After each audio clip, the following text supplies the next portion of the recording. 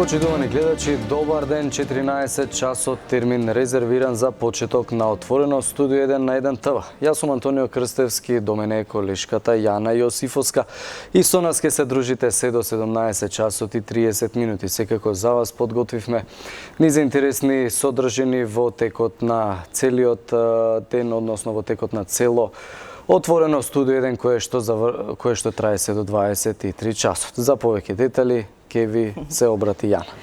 Така е, добар ден и од мене и добре дојдовте во најновото издание на отвореното студио 1. Еве ме назад и се надеваме, односно, дека ќе го задржиме вашето внимание во овој дождлив ден. И како што спомена и Антонио, одиме со генералната најава на ова маратонско отворено студио 1. Стандардно во овој прв блок од 14 часот започнуваме со оние хајлајци, односно извадоци од најинтересните разговори од студио 1 од викендов. Заведнаш потоа веќе во 14 часот и 30 минути да следуваат вестите на 1 ТВ заедно со колеги од земјава и светот. Повторно сме назад со колегата Антонио Крстевски во 15 часот и 25 минути. Овој термин е резервиран за анализа на вестите од светот, па и од регионот со Дејан Андоновиќ. Богами има многу што да се зборува, особено околу европските избори. Веќе во 16 часот повторно се вестите на 1 ТВ. Во 17 часот се враќаме тука во отвореното студио 1 со еден интересен, можам да кажам, разговор, а тоа е дека приватната гимназија Алгоритам ќе воведува за средношколците еден нов, односно фински модел на образование. Па директорката Марина Божинова и двајца ученици ќе ни гостуваат малку повеќе да ни објаснат за нивните искуства и очекувања и секако зошто ни е потребен ваков модел, ако се земе во обзир и фактот дека Финска ги има едни од најдобрите образование.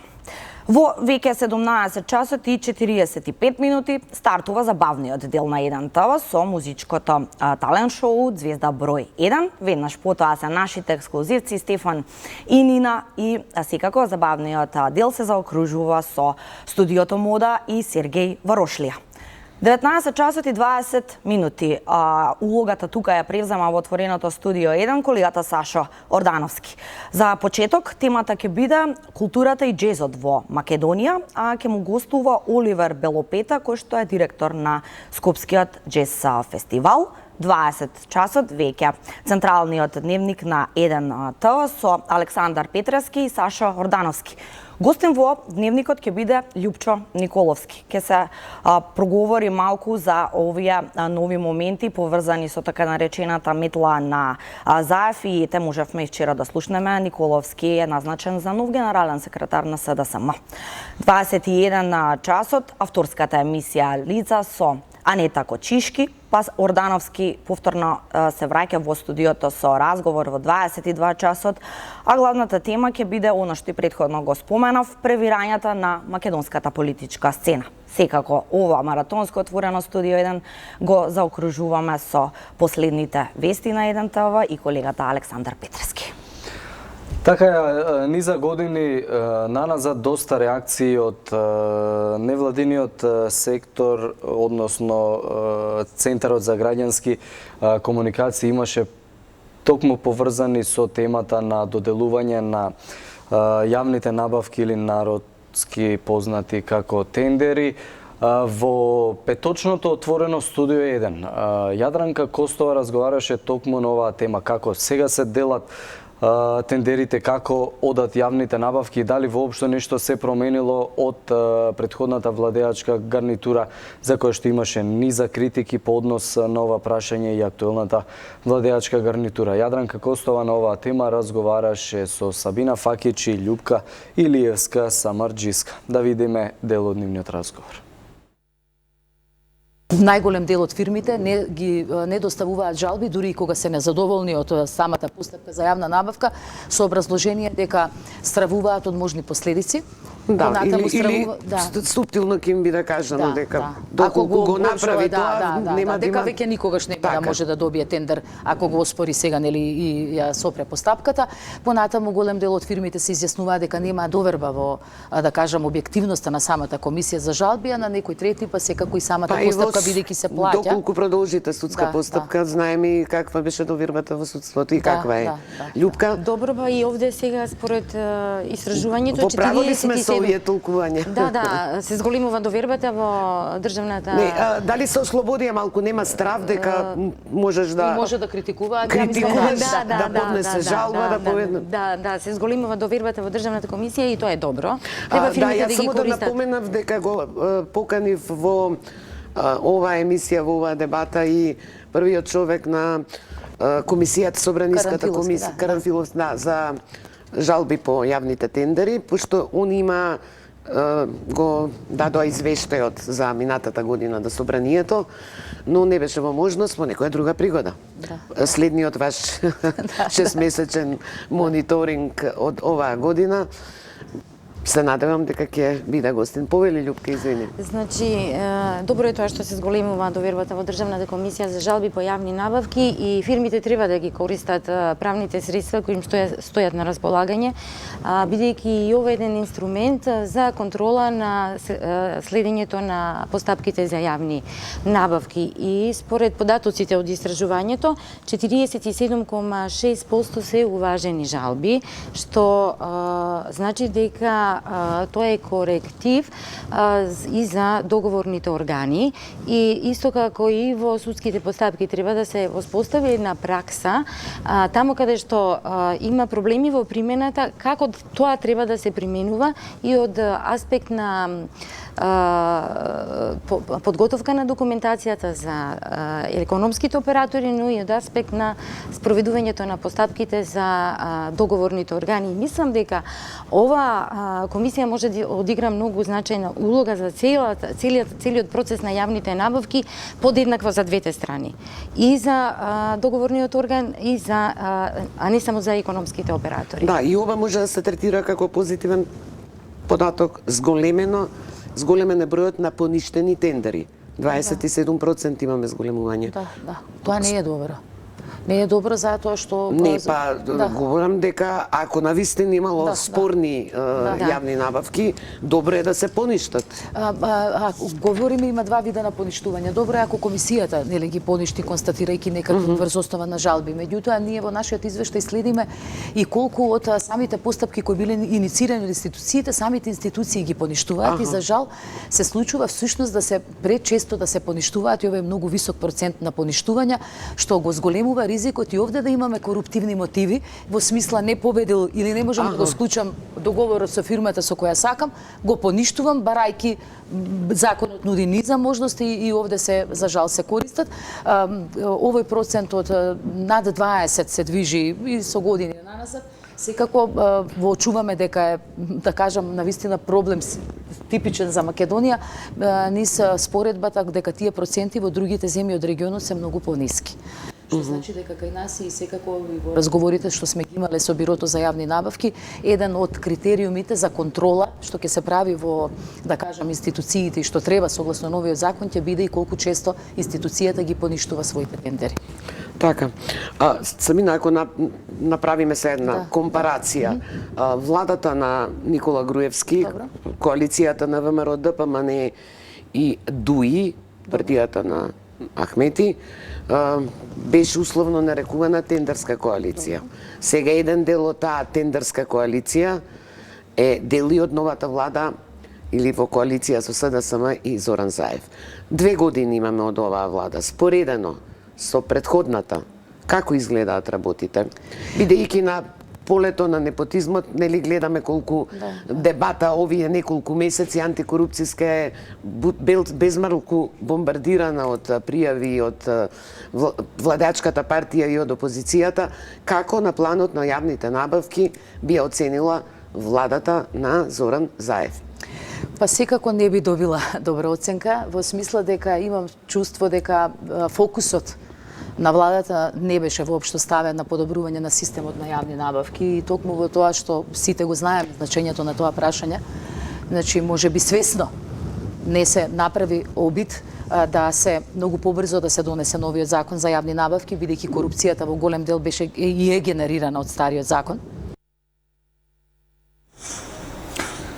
Да, исто така во петочното отворено студио 1 гостуваше и директорот на јавното предпријатие за државни патишта Зоран Китанов. Темата беше главно фокусирана околу оние и претходно грандиозни најави за изградба на автопатишта уште од минатата власт. Меѓутоа, секако од Штип и Кичево, Охрид и оној спорен за кој што специјалното јавно обвинителство всушност отвори истраги, никако се стопира. Па Китанов даде одговори зошто всушност и еве во изминатите 2 години откако е новата власт на чело со СДСМ, за сега е пуштен само во употреба автопатот Демиркапија Смоквица. Исто така, според првиот човек на државни патишта, подобро е да се направат патиштата отколку да се поправат. Па секако останува да видиме дали и ќе се реализираат поголемиот дел од овие проекти, но во продолжение ќе слушнеме и погледнеме дел од овој разговор. Земавме која е таа упоредна цена таму, земавме цена што имаме од Македонија пат, најниска цена што е ставена на некој друг пат.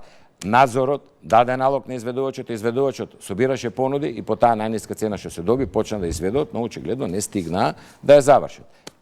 Сега ја завршија. Сега остануваат други две работи. И патот ќе биде пуштен на 2 места. Ќе има времен режим на сообраќај, тоа е на делница од по 500 метри, ќе ви кажам зошто. На надпатникот кај Свети Николе има проектирано надпатник слеп. Нема, не оди никаде. Толку. Така е по проектот. Ама што била смислата на проектантот? Па сега ќе ви кажам. Десно има населени куќи, што таа таму, не знам, 20, 30, 40 години, не знам да кажам колку, има ниви, има се, но ги немало во дупот. И он немало врска, сега овие луѓе да ги поврзе.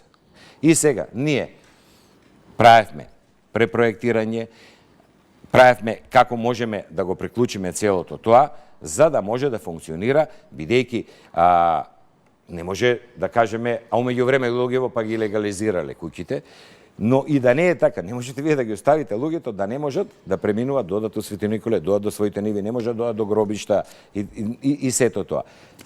Целото ова ќе биде завршено некаде за месец дена и тука, и исто се ќе кажем и за надпатникот кај Кадрефаково, тука ќе има времен режим, тоа е по 500 метра, каде што треба само граѓаните, возачите да ги почитуваат брзините и толку. На Кадрефаково бил проектиран исто така со слеп завршеток, не се прикажани куќите и во таков случај ние треба првиот ред куќите сите да ги урнисаме. Нормално, вон памет. И таму наново се препроектираше за да се направи како да оди тој надпатник, да се приклучи на локалните патишта внатре, а во меѓувреме комплетно, после не знам 20-30 години колку е стар тој пат, комплетно е рехабилитиран од Кадрефаково и тоа на излез кај близу раскасницата со Свети Николе до Штип, целиот пат за граѓаните од Кадрефаково да може да се движат и по овој пат и по тој пат. И тој, овие два надпатника, јас очекувам некаде за месец и кусур да бидат завршени, но тие не, повторувам, не се на трасата на патот, туку се надвор од патот, но време режим ќе има на страната од патот, да кажеме, од 1 метро со сигнализација, бидејќи тука ќе минат камиони и луѓе за да се внимава со брзината. Третиот проблем, кој што исто не е третиран, како ќе пијат вода луѓето од Свети Николе. Значи, водоводните цевки од Злетовица не се третирани. Значи, треба со патот да ги пресечеш и толку. Ајде и тоа се направи. Системот за наводнување од Драгалница. Значи, ми го зборувате за 2 години, со што сте се занимавале на овој патен правец? Не, тоа е година и пол, не се 2 години. Добро. Значи, нема ни година и пол. Значи, се тоа треба, најголемиот дел е завршено, делот во периодот што следува, но тоа, повторувам, не на трасата на патот. Исто така се соочивме со нестабилни косини и мала геомеханика и се направени геомеханички испитувања во износ од 500 метри. Добро, конкретно сега, вие сте правник инаку. Да.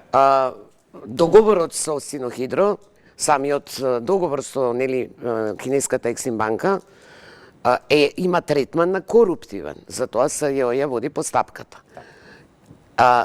Не е малку од правен аспект чудно да се прави анекс на договор на договор кој веќе се третира како коруптивен. Значи, вака, ништо, како правник ќе ви кажам, ништо додека не се добие пресуда, не е званично. Прво. Второ, не може друг да го продолжи патот, бидејќи по ФИДИК тој го има добиено, тој пат да го гради. Сега, када настанува тука, која веќе спомнавте СЈО? Да, сумата, како што рековте, вие рековте 206 милиони 226 милиони да, евра. ма 206 се од кинескиот кредит. Да, другото е 10% од нас. Колку чини сега? 177. Сакате да кажете дека вие сте заштедиле? Не, тоа се дели на клизна скала, тоа тие што занимаваат со таа дејност може да објаснат, разлика курсот долар, евро и од статистика се земаат податоци и дел што е што нормално што можело да се заштеди. И значи државата Северна Македонија помалце од 226,49 милиона евра нема да користи кредит и нема да треба да враќа во иднина кредит. Сега, кога збориме веќе за цени, бидејќи пред некој ден имаше исто така на еден прес, ќе ве замолам ако може што го имаме компарацијата, истата оваа компанија, Синохидро, во меѓувреме сака да си гради и тендерираше преку ЕБОР, тендер значи на Европска банка и обнова и развој, каде што на тендер, повторувам, не во парламент, не во договор, не во 4 Да, разјасниме дека да, овие пари се земени со закон во собрание кредитот, некој мисли усвоен, дека но зашто? социјалдемократите гласаа за него. Значи, иако велеа дека условите не се баш таму е направена другата како грешка, бидејќи поволни е што прескок се. на законот за јавни набавки, но да не Да, навлегувам, добро, тоа тоа е е дело. друга Истрага тема. не сакам да навлегувам. Јас сакам да кажам како претходната власт склучувала договори по кои цени, иста фирма, исти позиции, како сега.